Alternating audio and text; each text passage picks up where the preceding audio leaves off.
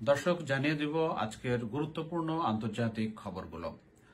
আপনারা জানেন যে বেশ কিছুদিন ধরে আলোচনায় থাকা গাজায় যুদ্ধবিরতি নিয়ে নানান ধরনের আলোচনা চলছে। তো আজকে ইসরায়েলের পার্লামেন্ট যুদ্ধবিরতির বিষয়টি পাশ করেছে এবং এই ধারণা করা হচ্ছে আগামী রোববার থেকে এই যুদ্ধবিরতি কার্যকর হতে পারে। এছাড়া আপনারা জানেন যে আজকে আরেকটা আলোচিত খবর হচ্ছে পাকিস্তানে পিটিআই এর যে সাবেক প্রধানমন্ত্রী 2023 সালের আগস্ট থেকে যিনি কারাগারে আছেন, তো সেই প্রধানমন্ত্রী ইমরান খানকে 14 বছরের কারাদণ্ড দিয়েছেন আদালত। এছাড়া একই মামলায় কাদের খান ট্রাস্ট মামলায় তার স্ত্রী বুশরা বিবিকেও 7 বছরের কারাদণ্ড দেওয়া হয়েছে। এছাড়া জরিমানা করা হয়েছে। জরিমানা অনাদায়ে 6 ও 3 মাসের কারাদণ্ড রায় দেওয়া হয়েছে কারাদণ্ডের।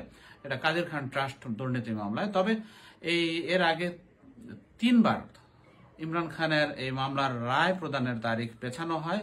আজকেও কড়া নিরাপত্তায় রায় ঘোষণা করা হয়েছে। আদালতের ভেতরে বাইরে বিক্ষোভ হয়েছে। পিটিআই এর নেতাকর্মীরা বিক্ষোভ করেছেন, পিটিআই এর সংসদ সদস্যরাও বিক্ষোভ করেছেন।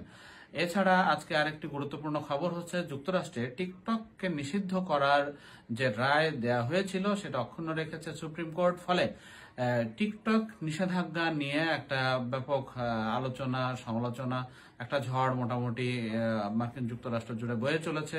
বিশেষ করে টিকটক রিফিউজি নামে নতুন একটা টার্ম।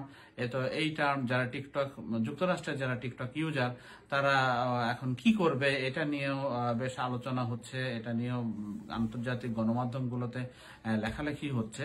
তো এছাড়া আরেকটি গুরুত্বপূর্ণ খবর আপনাদের দিতে চাই, সেটা হলো রাশিয়ার রাজধানী মস্কোতে ইরান এবং রাশিয়ার প্রেসিডেন্ট পুতিন এবং ইরানের প্রেসিডেন্ট পেজেকশিয়ানের মধ্যে একটি দ্বিপক্ষীয় বৈঠক হয়েছে এবং এই বৈঠকে 20 বছর মেয়াদী কৌশলগত একটা চুক্তি করা হয়েছে। এই চুক্তির আওতায় সামরিক সহায়তা সহ নিরাপত্তা সহায়তার বিষয়গুলো রয়েছে। আপনারা জানেন যে মধ্যপ্রাচ্যে ইরান যেভাবে কোণঠাসা হয়েছে, সিরিয়াতে তার পক্ষের শক্তি ক্ষমতা হারিয়েছে, লেবাননে তার পক্ষের যারা যুদ্ধ করছে বা হিজবুল্লাহ যাকে বলি, তো তাদের শক্তি খর্ব হয়েছে, তাদের টপ লিডারকে মেরে ফেলা হয়েছে। এছাড়া বড় ধরনের একটা অভিযান ইসরায়েল চালিয়েছে হিজবুল্লাহকে নিষ্ক্রিয় করতে বা নিশ্চিহ্ন করতে। তো সেই হিজবুল্লাহর শক্তি ব্যাপকভাবে খর্ব হয়েছে। ইরানের পক্ষের যে শক্তি তাদের শক্তি খর্ব হয়েছে এবং ইরানের অভ্যন্তরে ঢুকে হামাসের নেতাদের ইসমাইল হানিয়ারকে মেরে ফেলায় ইরানের যে ক্ষতির শিকার হয়েছে, মানে ইরান ব্যাপকভাবে দুর্বলতার প্রমাণ সারা বিশ্বের কাছে হাজির করেছে। তো ঠিক এই মুহূর্তে রাশিয়ার সাথে তার এই দ্বিপক্ষীয় সম্পর্ক তার এই সামরিক দিক থেকে এবং আন্তর্জাতিক দিক থেকে তাকে একটু মানে এই হারানোর শক্তি পুনরুদ্ধারের প্রচেষ্টা হিসেবে দেখা হচ্ছে। তো এছাড়া আর কি খবর আছে আমি যদি দেখি যে সুদানের যে সামরিক বাহিনীর প্রধান আব্দুল ফাত্তাহ বুরহান, তাকে নিষেধাজ্ঞা দিয়েছে মার্কিন যুক্তরাষ্ট্র।